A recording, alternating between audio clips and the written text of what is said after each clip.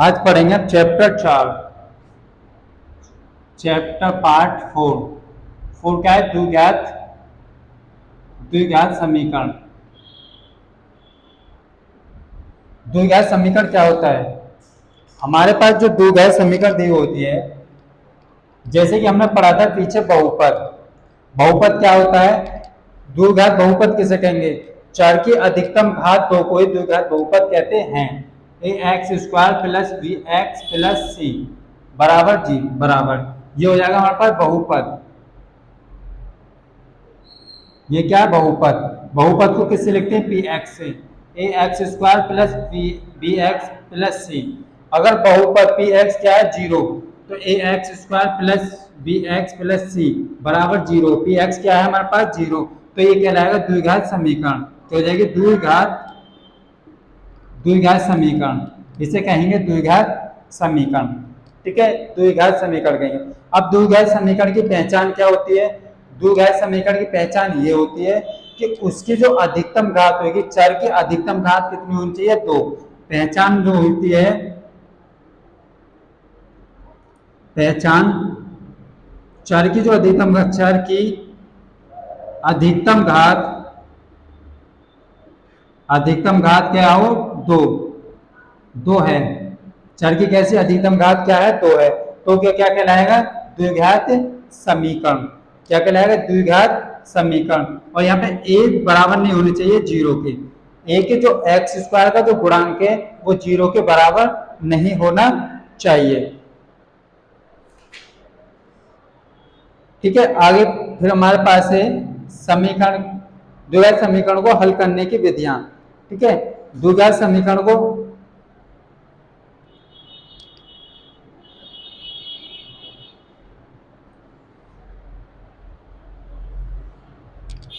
जो द्विघात समीकरण जो होते हैं उसको हम 3 टाइप से सॉल्व करते हैं। द्विघात समीकरण को हल कैसे करेंगे? द्विघात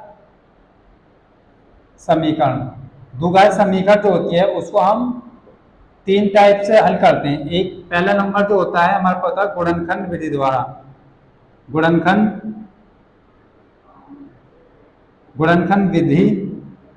विधि।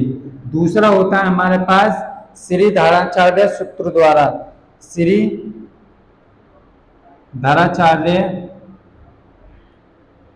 सूत्र द्वारा। तीसरा जो होता है हमारे पास वो होता है हमारे पास पूर्ण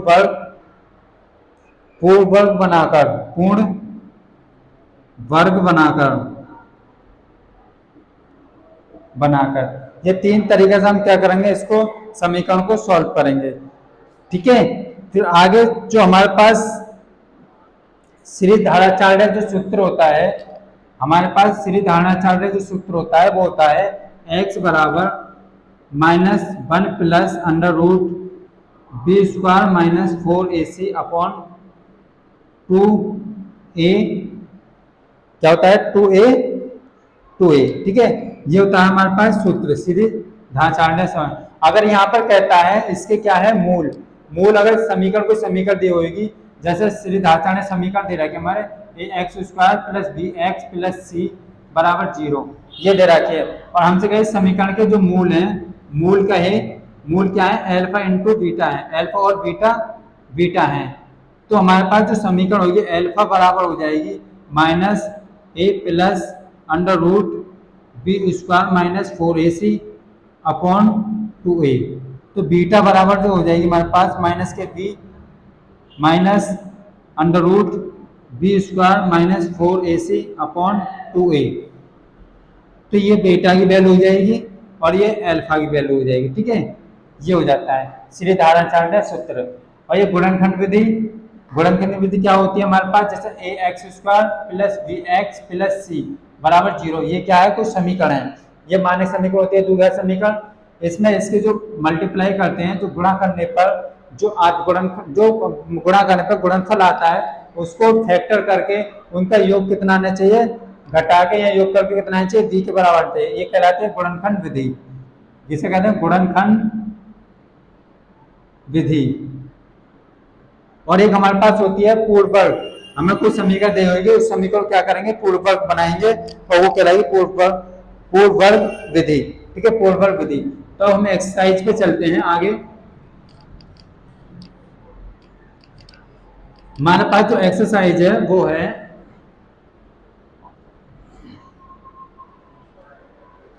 एक्सरसाइज, कहाँ है एक्सरसाइज, कहाँ एक्सरसाइज जाके हमें 4.1 पहले जो क्वेश्चन कह रहा है निम्नलिखित समीकरण को मानक रूप में लिखे। इनको जो है मानक रूप में लिखना है।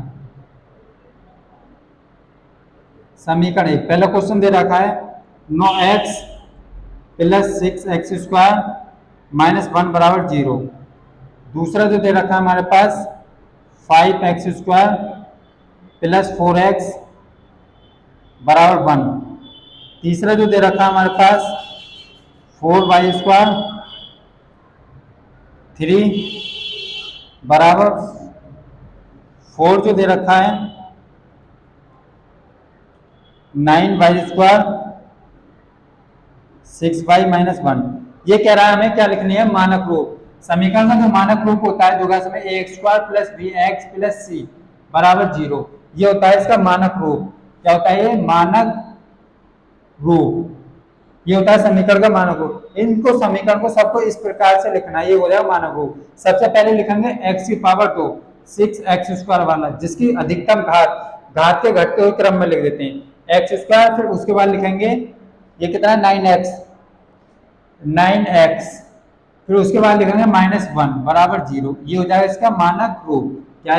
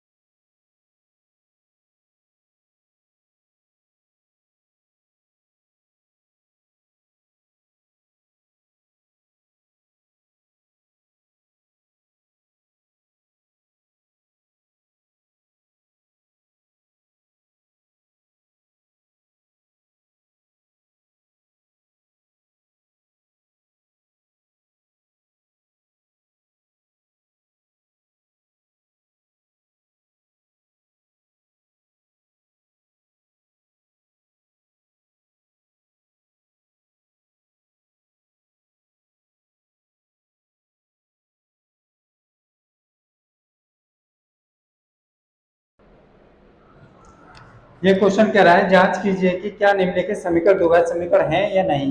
द्विघात समीकरण ज्ञात करने के लिए सबसे पहले बस आपको एक चीज याद रखनी है कि चर की अधिकतम घात कितनी होनी चाहिए, 2। तो यहाँ पर देखो चर की अधिकतम घात कितनी है, 2। एक्स या चर की अधिकतम घात कितनी है, 2। तो यह क्या है, द्विघात समीकरण है। कैसे है, द्विघात समीकरण है। ऐसे ये इसमें चर की अधिकतम घात कितनी है, 1। तो यह द्विघात समीकरण नहीं है। और ये जिसमें चर की अधिकतम घात कितनी है, 2। तो यह भी द्विघात समीकरण समीकरण है। इसमें चर की अधिकतम घात कितनी है? अधिकतम घात कितनी है? 2। तो ये भी समीकरण है। इसमें चर की अधिकतम घात कितनी है? 2। तो यह भी समीकरण है। चर में जिस चर की घात अधिकतम 2 होगी, जिसकी कोई भी जो हमारे पास समीकरण होगी उसमें चर की घात अधिकतम 2 होगी, वो क्या कहलाएगी? द्विघात समीकरण कहलाएगी। ठीक है, तो उसके बाद हम देखते हैं आगे क्वेश्चन।